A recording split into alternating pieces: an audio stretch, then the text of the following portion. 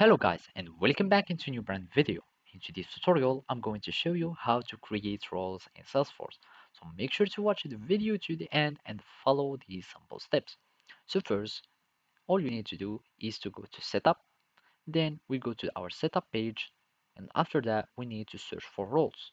So here we will find roles and all we need to do is to go to the roles. So here we will find the show tree view, and now you can start seeing the list view if you would like, etc.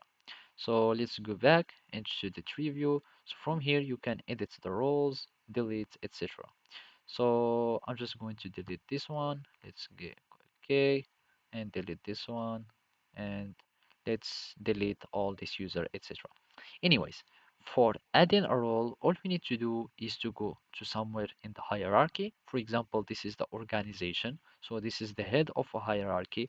Now we want either something more than the CEO or less than here. For example, we can use a label here, more than CEO,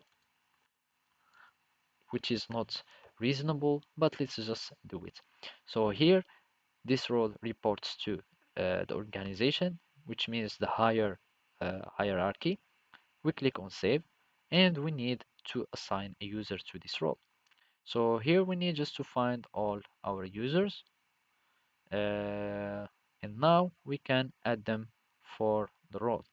So here we can integrate this user here, and we click on save, and we will have it added into more than CEO.